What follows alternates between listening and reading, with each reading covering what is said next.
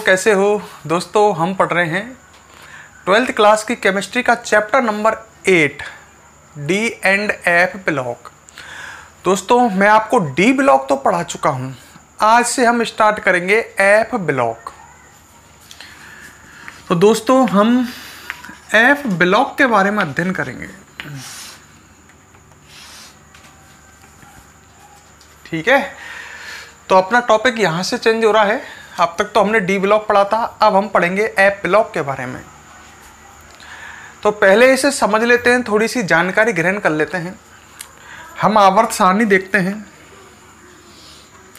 तो तुमने आवर्त सारणी में डी ब्लॉक देखा है।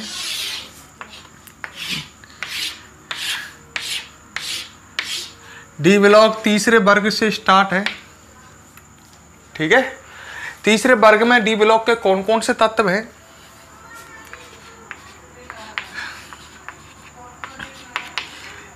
स्कैंडियम, यूट्रियम, लैंथेनम और एक्टिनियम, ये तीसरे वर्ग में डी ब्लॉक के तत्व हैं।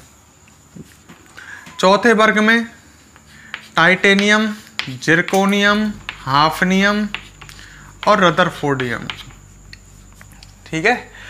अच्छा, ये डी ब्लॉक के तत्व कौन से आवर्त से स्टार्ट हैं? चौथे से। मतलब डी ब्लॉक के तत्व 4 आवर्तों में हैं और कुल 12 वर्गों में हैं, कुल 10 वर्गों में है, 3 से लेकर के 12 तक। अब सुनो, एफ ब्लॉक के तत्वों की बात करते हैं। तो लैंथेनम के बाद 14 तत्व तो यहाँ हैं और एक्टिनियम के बाद 14 यहाँ हैं। तो एफ ब्लॉक के तत्वों की कुल संख्या कितनी है? 28। 14 तो लैंथेनम के बाद और 14 एक्टिनियम के बाद। मतलब एफ ब्लॉक के तत्व छठे और 7वें आवर्त में प्रेजेंट हैं। क्लियर? छठे और 7वें आवर्त में, वर्ग संख्या 3 में है ये, मतलब तीसरे वर्ग में ही है। पहले ही क्लियर कर देता हूं। मतलब ये जो 28 तत्व हैं, 14 तो लैंथेनम के बाद के, 14 एक्टिनियम के बाद के, ये तीसरे वर्ग में ही रखे गए हैं। तो पूरी आवर्त सारणी का सबसे बड़ा वर्ग कौन सा है दोस्तों? तीसरा वर्ग है। तो आप ये क्लियर कर रहे हो। तो कुल 28 तत्व हैं। कौन कौन से आवर्त में है? छठे में और 7वें में। कौन से वर्ग में है? तीसरे वर्ग में। तो ये बात देखते हैं और सुन लो मेरे बात। लैंथेनम के बाद के 14 एफ ब्लॉक के तत्व लैंथेनाइड कहलाते हैं और एक्टिनियम के बाद के 14 एफ ब्लॉक के तत्व एक्टिनाइड कहलाते हैं। समझ गए? तो लैंथेनम के बाद के 14 एफ ब्लॉक के तत्व और एक्टिनाइड एक्टिनियम के बाद के 14 एफ ब्लॉक के तत्व।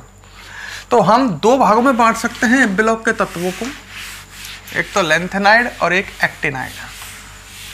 तो ये सब बातें हम लिखते हैं, यहां से स्टार्ट करते हैं। एफ ब्लॉक के तत्व आवर्त सारणी में, एफ ब्लॉक के तत्व आवर्त सारणी में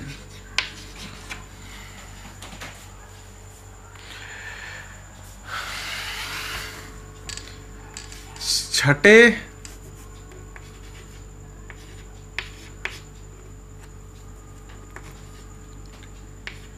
व 7वें आवर्त में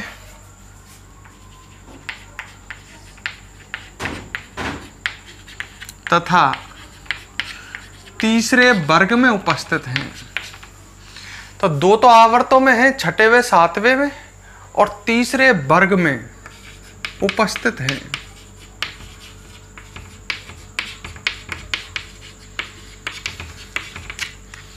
क्लियर?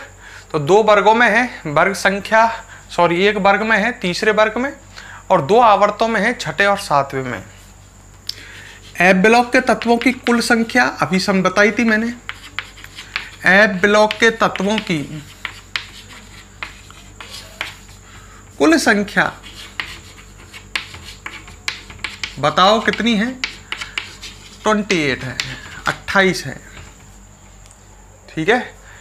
अच्छा, 14 एफ ब्लॉक के तत्व, 14 एफ ब्लॉक के तत्व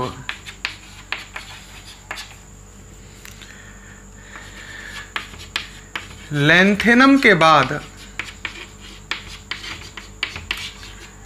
कौन से आवर्त में? छठे आवर्त में उपस्थित हैं।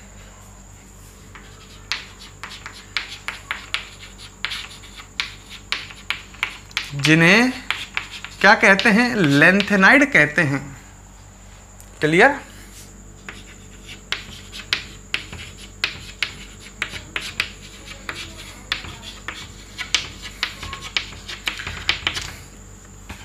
अच्छा, 14 ब्लॉक के तत्व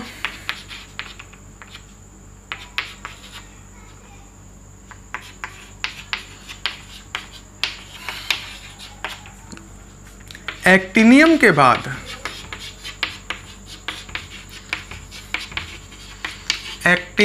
बाद सातवें आवर्त में उपस्थित हैं।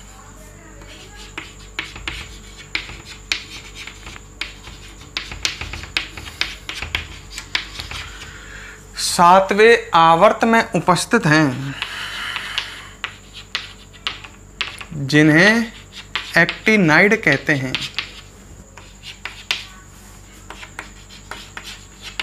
क्या कहते हैं? एक्टिनाइड कहते हैं। ठीक है। अच्छा, एफ ब्लॉक के तत्वों को एक एक शब्दों को सुनते चलना।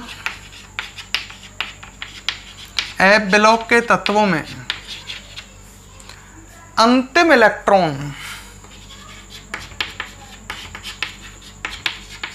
जब इनका इलेक्ट्रॉनिक विन्यास लिखते हैं तो एफ ब्लॉक के तत्वों में अंतिम इलेक्ट्रॉन पूर्व उपांतीय कक्षा के एफ उपकोष में प्रवेश करता है। देखो, ये नाभिक हो गया, ये बाह्यतम कक्षा है, मान लेते हैं इस परमाणु की बाह्यतम कक्षा है। ये हो गई उपांत, और उपांत के अंदर वाली पूर्व उपांत, मतलब बाहर से तीसरी कक्षा। ये पहली, ये दूसरी और तीसरी कक्षा, इसे बोलेंगे पूर्व उपांतीय कक्षा। तो एफ ब्लॉक के तत्वों में अंतिम इलेक्ट्रॉन पूर्व उपांतीय कक्षा के एफ उपकोष में जाता है। देखो भाई, डी ब्लॉक के तत्वों में अंतिम इलेक्ट्रॉन डी उपकोष में जाता है, पर वो डी उपकोष कौन सी कक्षा का होता है? उपांतीय कक्षा का। और एफ ब्लॉक के तत्वों में अंतिम इलेक्ट्रॉन एफ उपकोष में जाता है, पर वो एफ उपकोष होता है पूर्व उपांतीय कक्षा का। तो एफ ब्लॉक के तत्वों में अंतिम इलेक्ट्रॉन पूर्व उपांतीय कक्षा के एफ उपकोष में प्रवेश करता है।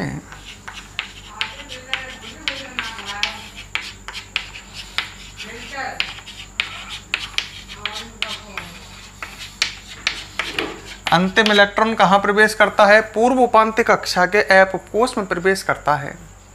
क्लियर?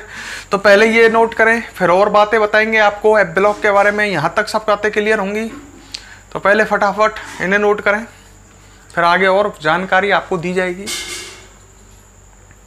नोट करो पोज करके।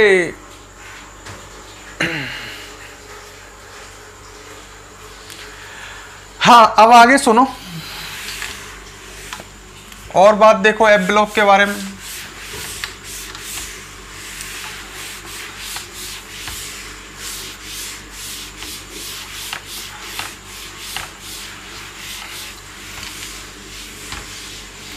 हाँ, एफ ब्लॉक के तत्वों का सामान्य इलेक्ट्रॉनिक विन्यास।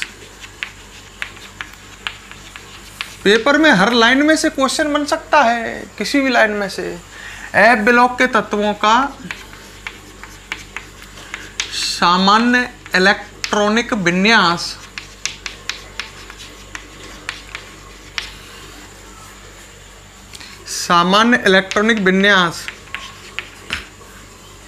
या संयोजी इलेक्ट्रॉनिक विन्यास एक ही बात है, ठीक है? या कह लो संयोजी इलेक्ट्रॉनिक विन्यास।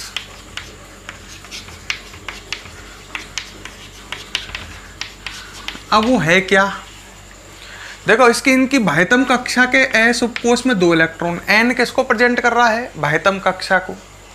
जो एफ ब्लॉक के तत्व में इनकी बाह्यतम कक्षा के एस उपकोष में 2 इलेक्ट्रॉन होते हैं। उपांत कक्षा n-1 हो जाएगी। जब बाह्यतम कक्षा n है तो उपांत बाहर से अंदर वाली तो होती है। जैसे बाह्यतम कक्षा 5 है तो उपांत कौन सी होगी, चौथी होगी। उपांत कक्षा के डी उपकोष में 0 या 1 इलेक्ट्रॉन होगा, ढंग से याद कर लेना। और पूर्व उपांत कक्षा के एफ उपकोष में 1 से 14 इलेक्ट्रॉन होंगे। मतलब किसी में 1, किसी में 2, किसी में 3, इस तरह से 1 से 14 तक इलेक्ट्रॉन होंगे। तो इस तरह का होगा, ध्यान दे लो। अंतिम इलेक्ट्रॉन यहां प्रवेश करता है पूर्व उपांत कक्षा। जैसे बाह्यतम कक्षा छठी है तो पूर्व उपांत कक्षा चौथी, बाह्यतम कक्षा छठी है तो उपांत कक्षा 5वीं बाहर से अंदर वाली, पूर्व उपांत कक्षा हो गई चौथी। अंतिम इलेक्ट्रॉन पूर्व उपांत कक्षा के उपकोष में प्रवेश करता है इनमें। क्लियर? तो ये इनका सामान्य इलेक्ट्रॉनिक विन्यास है। देख लो, मैं इसको डिब्बे में बंद कर देता हूं। ये इनका सामान्य इलेक्ट्रॉनिक विन्यास है, पेपर में पूछा जा सकता है। एफ ब्लॉक के तत्वों का सामान्य इलेक्ट्रॉनिक विन्यास या संयोजी इलेक्ट्रॉनिक विन्यास बोल सकते हैं इसको। अगली बात देखो, एफ ब्लॉक के तत्व जो हैं, एफ ब्लॉक के तत्वों को हर लाइन में क्वेश्चन है, आंतरिक संक्रमण तत्व भी कहते हैं।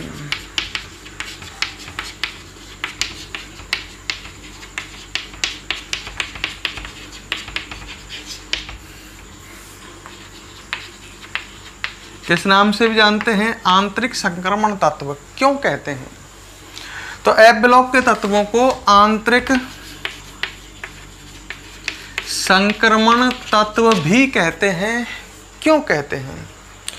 देखो, इनमें अंतिम इलेक्ट्रॉन यहां प्रवेश कर रहा है उस उपकोष में। किस में उपकोष में प्रवेश कर रहा है? एफ उपकोष में।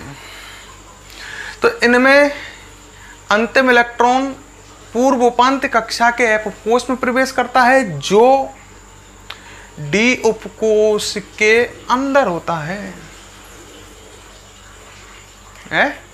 तो अंतिम इलेक्ट्रॉन एक तरह से कहां जा रहा है? डी उपकोष के अंदर। भाई डी उपकोष तो ये उपांत कक्षा का है। अंतिम इलेक्ट्रॉन पूर्व उपांत कक्षा मतलब डी उपकोष के अंदर के कक्षक उपकोष एफ में जा रहा है। बात को सुनो भाई, इनमें अंतिम इलेक्ट्रॉन पूर्व उपांत कक्षा के एफ उपकोष में जाता है जो इस डी उपकोष के अंदर है। भाई ये तो 5वीं का है तो ये चौथी का है। तो अंदर मतलब तुम समझो आंतरिक संक्रमण तत्व, मतलब संक्रमण तत्वों के भी अंदर के तत्व हैं ये। संक्रमण तत्वों में तो अंतिम इलेक्ट्रॉन यहां जाता है, और आंतरिक संक्रमण तत्वों के भी अंदर मतलब डी उपकोष के अंदर। तो आप इसका ऐसा आंसर देना, क्योंकि इनमें अंतिम इलेक्ट्रॉन, बड़ी जटिल बात है, दिमाग से समझने की कोशिश करना। अंतिम इलेक्ट्रॉन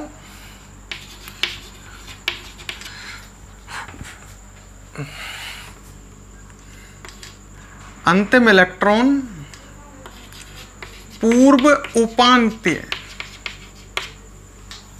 कक्षा के एफ उपकोष में जाता है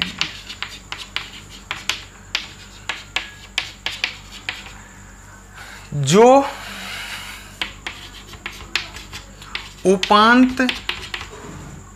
उपांत्य कक्षा के डी उपकोष के अंदर उपस्थित होता है।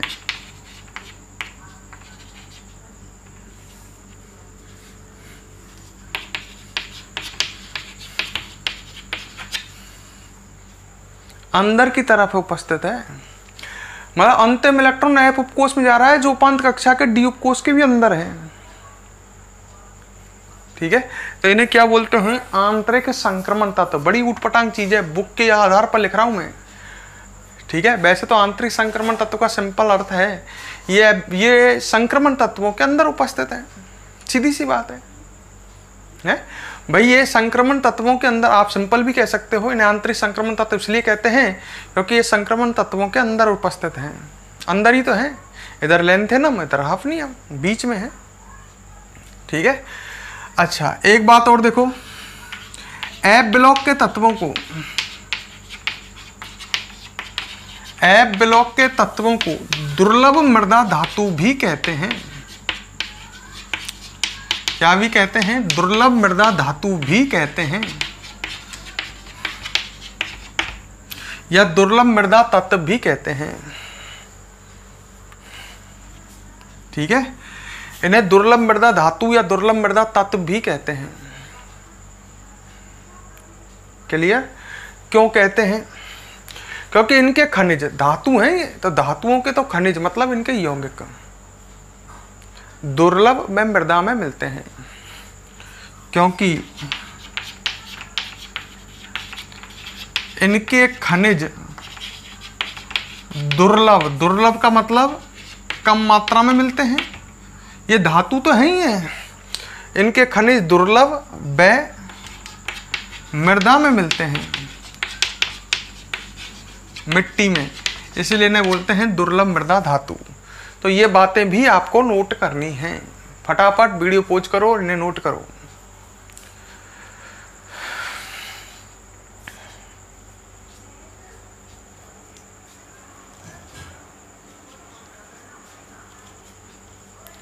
ये याद रखना, ये ऊटपटांग सी बात है, ये भी याद रखना, और ये आपके इजीली समझ में आ गई होगी, ठीक है। अब सबसे पहले पढ़ते हैं हम लैंथेनाइड तत्व। छोटा चैप्टर है ये और 3 नंबर का है, ढंग से रट लो। देखो जैसे मैं लिख रहा हूँ वैसे ही आंसर पेपर में लिखा करो, नंबर तभी पूरे मिलेंगे। आप अपना दिमाग लगा दोगे, नंबर कटेंगे। केमिस्ट्री सब्जेक्ट एक थ्योरेटिकल सब्जेक्ट है। क्वेश्चन जैसे पूछा गया है, आंसर बिल्कुल डिटो जैसे मैंने बताया है वैसा ही लिखना है। थोड़ी सी हेर फेर करने पर नंबर कट जाते हैं, क्योंकि तुम अर्थ का अनर्थ कर देते हो। मतलब जैसे आपको लिखा जा रहा है वैसे कि वैसे याद करने की कोशिश करें, तभी आपको पूरे मार्क्स मिलेंगे। हाँ भाई, नेक्स्ट बात करते हैं लैंथेनाइड तत्वों की, फिर हम एक्टिनाइड तत्वों की बात करेंगे। तो हम अब बात कर रहे हैं लैंथेनाइड तत्वों की, ठीक है। इनका सामान्य इलेक्ट्रॉनिक विन्यास क्या होगा? भाई लैंथेनाइड तत्व जो है, इनकी बाह्यतम कक्षा कौन सी है? छठी। ये तो आपको पता ही है, बाह्यतम कक्षा छठी तो है इनकी, ये लैंथेनम के बाद है ना। तो इनकी बाह्यतम कक्षा छठी है, तो बाह्यतम कक्षा के एस उपकोष में तो 2 इलेक्ट्रॉन होंगे। उपांत्य कक्षा 5वीं होगी, उसके डी में 0 से 1। ये मैं इनका पहले मैंने क्या लिखा था, ब्लॉक के तत्वों का सामान्य इलेक्ट्रॉनिक विन्यास, तो यहाँ एन लिखा था। अब मैं तो लैंथेनाइडों की बात कर रहा हूं, प्रथम संक्रमण तत्वों की, प्रथम आंतरिक संक्रमण तत्वों की बात कर रहा हूं। इन्हें प्रथम आंतरिक संक्रमण तत्व भी कहते हैं, और इनकी पूर्व उपांत्य कक्षा के एफ उपकोष में 1 से 14 इलेक्ट्रॉन होंगे। ये इनका सामान्य इलेक्ट्रॉनिक विन्यास है। किनका? लैंथेनाइड तत्वों का, ये याद रख लेना। अच्छा, इनमें अंतिम इलेक्ट्रॉन तुम समझ गए होंगे, चौथी कक्षा के एफ उपकोष में प्रवेश करेगा। पहले देखो इलेक्ट्रॉन ऐसे भरे जाएंगे, पहले तो बाह्यतम कक्षा के एस में, फिर इसमें, समझ रहे हो? पहले बाह्यतम कक्षा के एस उपकोष में इलेक्ट्रॉन जाएगा, फिर जाएगा 5वीं कक्षा के डी में। अब 5वीं कक्षा के डी में जैसे इलेक्ट्रॉन जाता है, इसकी ऊर्जा घट जाती है 4f की, और 4f की ऊर्जा घटने से फिर नेक्स्ट इलेक्ट्रॉन यहां भरने लग जाते हैं। इलेक्ट्रॉन पहले उस उपकोष में भरे जाते हैं जिनकी ऊर्जा कम होती है। देखो पहले तो इसकी ऊर्जा ज्यादा थी, पहले इलेक्ट्रॉन इसमें गए 2, फिर उसके बाद इसमें इलेक्ट्रॉन गए, जैसे इलेक्ट्रॉन इसमें जाता है 1, इसकी ऊर्जा घट जाती है। तो अब नेक्स्ट इलेक्ट्रॉन जो जाएगा वो इसमें जाएगा 4f में, है। कोई आपसे पूछ ले यार, इतना वैसे डीप क्वेश्चन नहीं पूछता है कभी, पर कोई मैं वैसे समझदार इंसान आपसे पूछ ले कि यार भाईतम कक्षा इसमें 2 इलेक्ट्रॉन गए तो इसमें 10 इलेक्ट्रॉन जाने चाहिए ना, तो हम कहेंगे कि जैसे ही 5d में 1 इलेक्ट्रॉन प्रवेश करता है 4f की ऊर्जा 5d से कम हो जाती है, तो नेक्स्ट इलेक्ट्रॉन 4f में जाने लग जाते हैं। बड़ी कठिन बात कर रहा हूं पर बहुत ही जानदार बात। तो ये है लैंथेनाइड तत्वों का सामान्य इलेक्ट्रॉनिक विन्यास। अब ये तत्व कौन कौन से हैं, हम लैंथेनम से ही बात करते हैं। ठीक है, हम कहां से स्टार्ट करते हैं बात, लैंथेनम से। लैंथेनम के बाद है, लैंथेनम कोई एफ ब्लॉक का तत्व नहीं है। ठीक है, तो ये तो मैं लिख रहा हूं इधर तत्व, इधर तत्व। पहला तत्व कौन है, लैंथेनम है। ये लैंथेनम पहला तत्व कैसे बोला मैंने, ये बात को समझो, ये एफ ब्लॉक का तत्व नहीं है, ये लैंथेनाइड तत्व नहीं है। लैंथेनाइड तत्व तो लैंथेनम के बाद 14 हैं, तो यहां से चालू होंगे भाई। लैंथेनम के बाद 14 हैं और हाफनियम तक हैं ये। तो लैंथेनम कौन से ब्लॉक का तत्व है, डी ब्लॉक का तत्व है ये। अब आएंगे इसके बाद, लैंथेनम के बाद आएगा सीरियम, प्रेसियोडिमियम,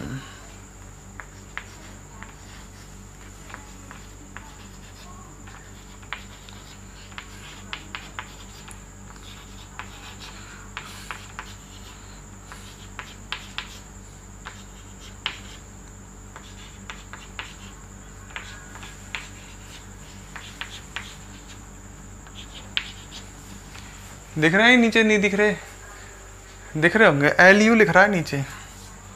ठीक है, और मैं इन्हें पास कर देता हूं, थोड़ा साफ दिख जाए।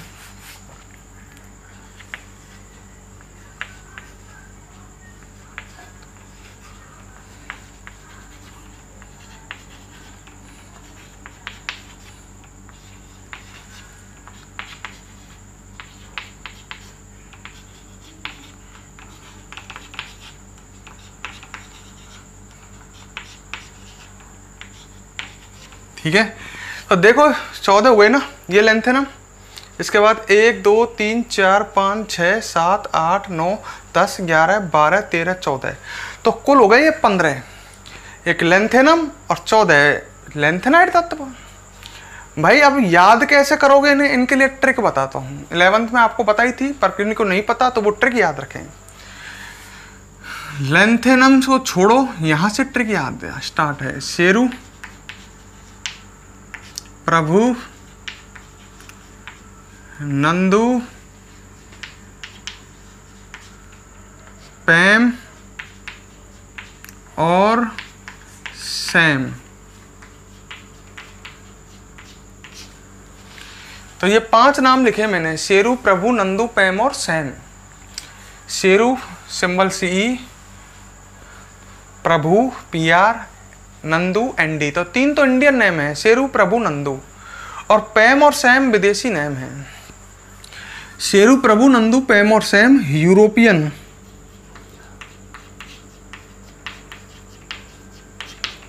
गुंडे हैं, जो शेरू, प्रभु, नंदू, पैम और सैम यूरोपियन गुंडे हैं। यहां तक याद करो एक बार, शेरू लिख के याद करना भाई। शेरू, प्रभु, नंदू, पैम और सैम यूरोपियन गुंडे हैं, जो टब ऑफ डाई से होकर,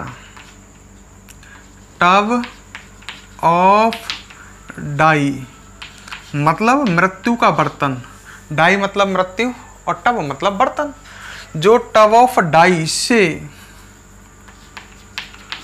होकर इराक के तमाम युवाओं को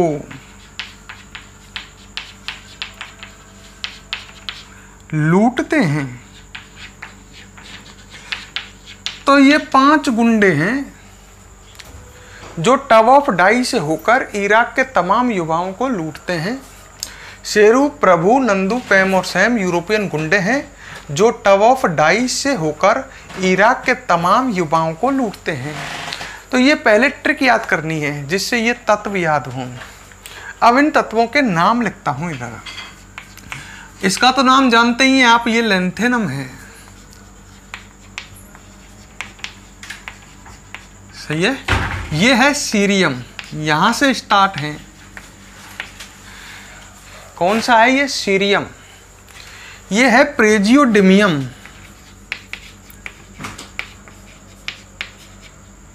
प्रेजियोडिमियम, बड़े खतरनाक नाम है।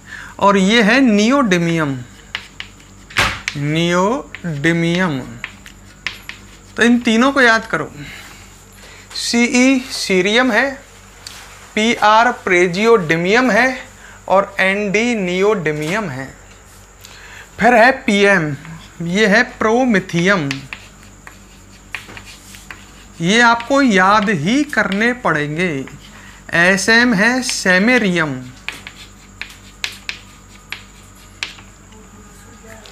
एसएम कौन सा है? सेमेरियम है।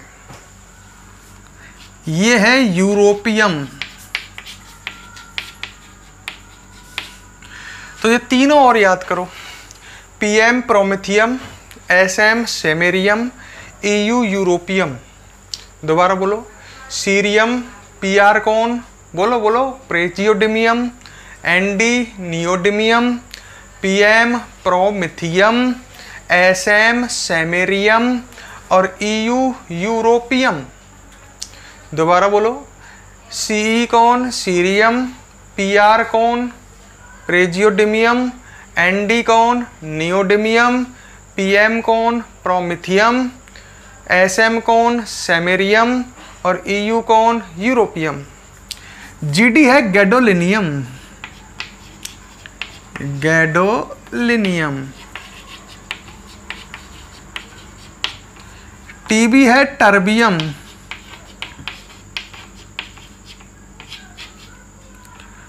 डीवाई है डिस्प्रोसियम,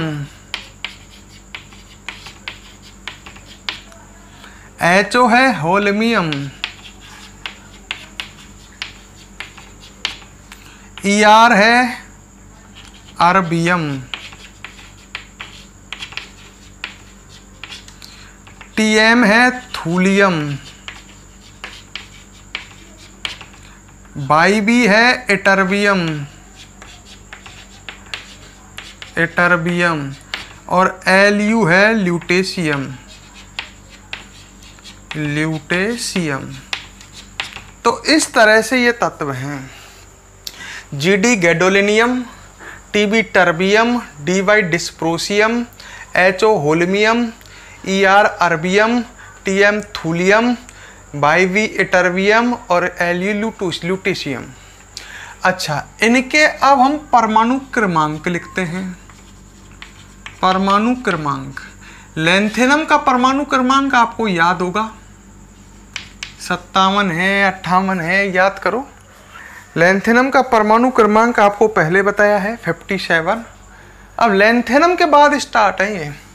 सीरियम का 58, प्रेजियोडिमियम 59, neodymium 60, प्रोमिथियम 61, samarium 62, europium 63, gadolinium 64, terbium 65, dysprosium 66, holmium 67, अरबियम 68, thulium 69, एटर्बियम 70 और ल्यूटेशियम 71। उसके बाद आ जाएगा हाफनियम 72। ये इनके परमाणु क्रमांक हो गए।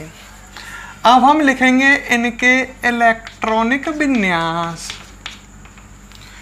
देखो, जीनोन गैस जो होती है इसका इलेक्ट्रॉनिक विन्यास, इसका परमाणु क्रमांक होता है 54। तो 54 तो ये हो ही गया, जीनोन का 54 होता है? अब 7 इलेक्ट्रॉन उभरने पर ये लिख लेते हैं 4f, 5d, 6s। सबके आगे लिख लेते हैं xenon 4f 5d 6s, xenon 4f 5d 6s। देखो चुटकियों में याद हो जाएंगे आपके इनके 7 के इलेक्ट्रॉनिक विन्यास। तसल्ली खाओ, बड़ा कठिन टॉपिक है आज का। शांति से तसल्ली से एकांत में पढ़ो।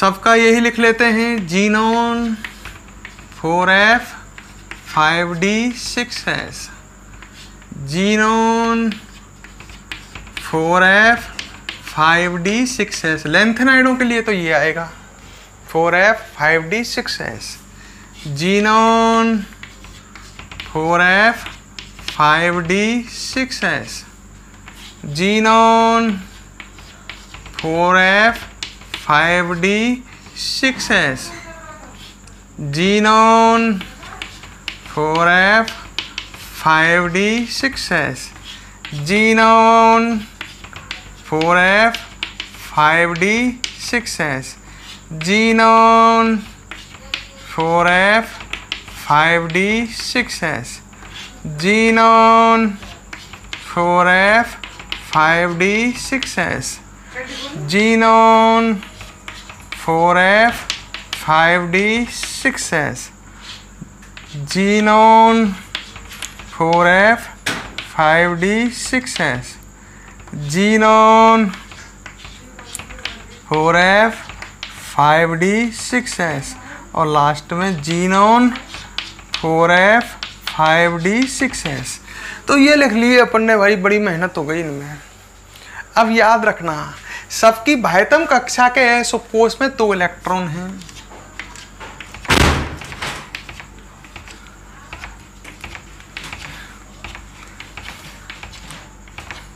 सबकी बाह्यतम कक्षा के s कोष में कितने इलेक्ट्रॉन हैं? 2। उपांत्य कक्षा के d में 0 या 1। ठीक है, उपांत्य कक्षा के d में 0 या 1। तो आप ऐसा करो, इनको छोड़ दो, 5d को 4f याद कर लो। 4f में आपको गिनती याद करनी है, 0 1 2, 2 नहीं मेरी गिनती में, 3 4 5 6 7 7 9 10 11 12 13 14 14। ये गिनती याद कर लो भाई। इस गिनती 0 से स्टार्ट है। कौन कौन नहीं है इसमें? इस गिनती में 2 गायब है और 8 गायब है। ये गिनती याद कर ली। इसमें कौन कौन नहीं है? 2 नहीं है, 8 नहीं है, कर ली। 7 कितनी बार? डबल बार। 14 कितनी बार? डबल बार। तो ये गिनती याद कर लो। कैसे याद करी? 0 1 3, 2 नहीं है ना, 4 5 6 7 7, फिर डायरेक्ट 9 10 11 12 13 14 14। इस गिनती को उठा करके 4f के ऊपर रख दो। 0 1 1 के बाद 3 3 के बाद 4 5 6 7 7 9 10 11 12 13 और 14 14। 2 बार 14 14। समझ लो, खुद बना लोगे पीछे इस सारणी को। तो क्या लिखा? 4f के ऊपर 0 से स्टार्ट किया, 0 3 0 1 3 4 5 6 7 7 9 10 11 12 13 14 14। गायब है 2 और 8 और डबल है 7 और 14। लिख दिया। अब आप 5d को इजीली भर लोगे। भर दोगे? देख कैसे। देखो ये 54 है, 54 और 2 56, तो 57। तो 5d में कितना आएगा? 1। 54 55 और 2 57, तो यहाँ में कितना आएगा? 1। 54 55 56 57 और 2 59, तो 5d में कितना आएगा? 0। ऐसे टोटल करके भर लो ना। तो ऐसे फटाफट भर देते हैं। 54 और 6 60, 54 और 7 61, तो यहाँ 0। 54 55 56 56 और 6 62, तो इसमें 0। 54 और 2 56 56 और 7 63, यहाँ 0।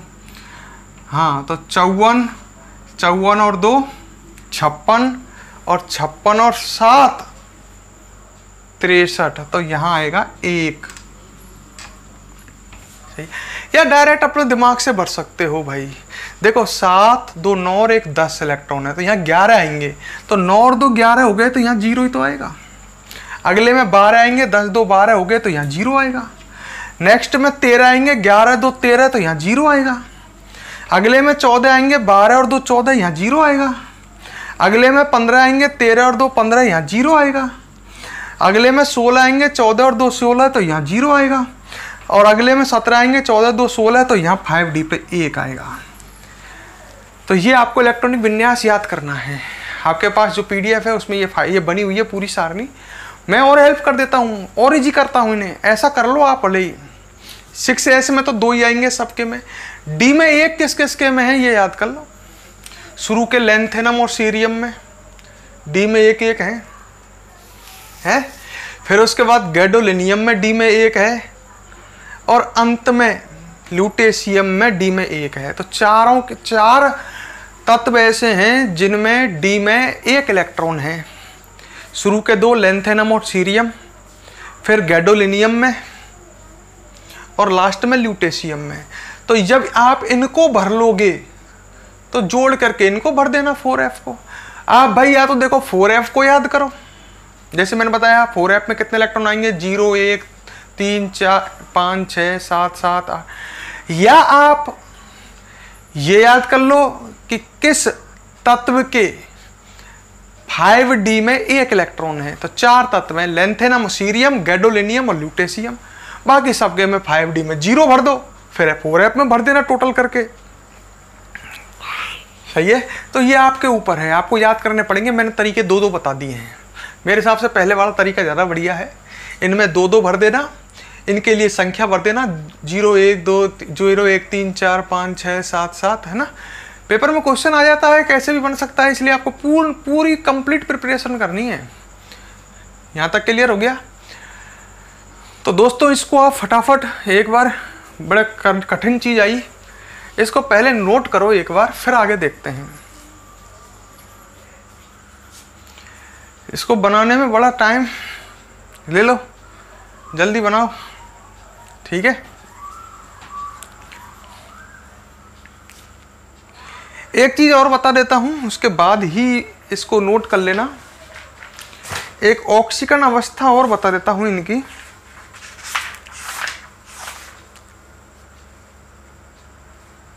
देखो एक चीज़ और देख लो, अभी इसमें जगह है तो ऑक्सीकरण अवस्था ये और देख लो, ठीक है। ये जितने भी तत्व हैं लैंथेनम जो हैं, या यूँ कहूँ लैंथेनाइड तत्व जो हैं, ये सभी +3 ऑक्सीकरण अवस्था प्रदर्शित करते हैं।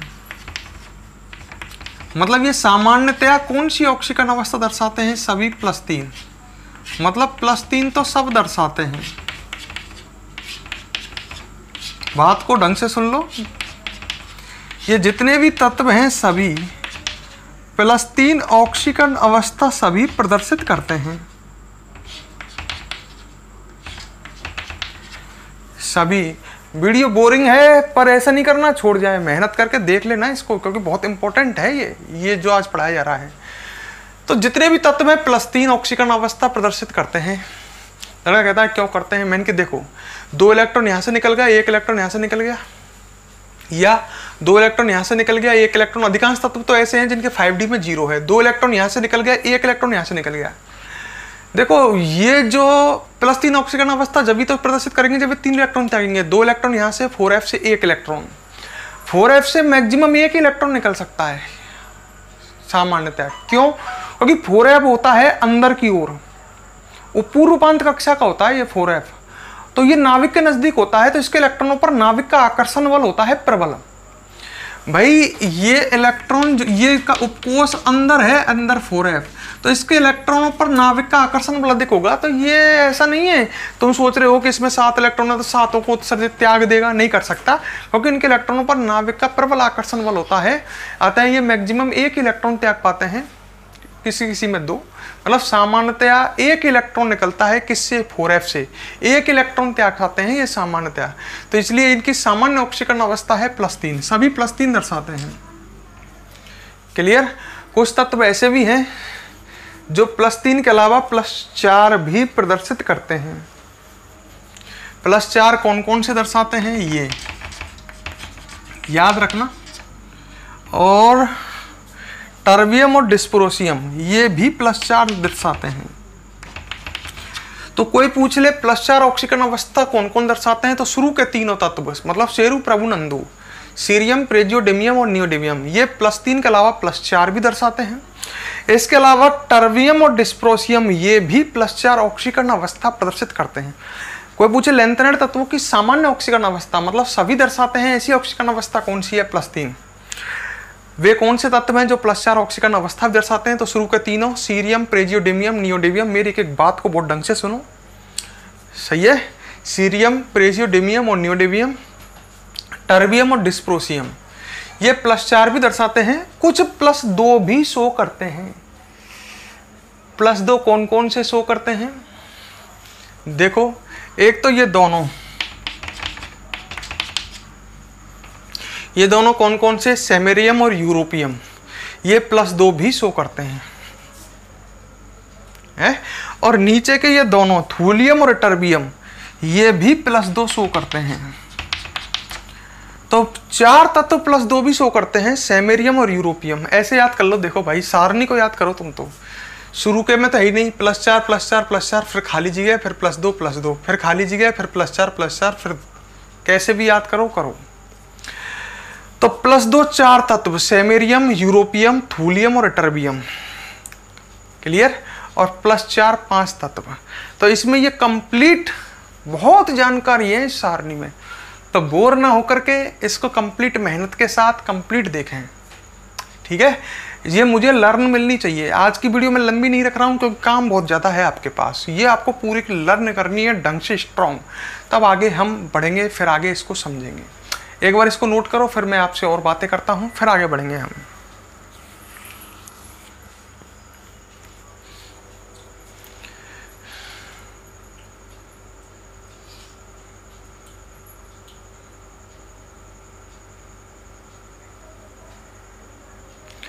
कर लिया नोट। अब मेरी बात सुनो, नेक्स्ट क्लास में ये पूरी ढंग से याद होनी चाहिए मुझे। आपके पास नोट्स हैं, PDF है, उसमें ये है, ढंग से हर चीज़ जो मैंने बताई है सारी याद होनी चाहिए आपको। क्लियर। +4 कौन कौन सा दर्शाता है, +2 कौन सा दर्शाता है, इनके इलेक्ट्रॉनिक विन्यास आपको लिखने आने चाहिए, इन सब के नाम आपको याद होने चाहिए, ये ट्रिक याद होनी चाहिए। बहुत काम है मतलब आज के लिए, आपके लिए।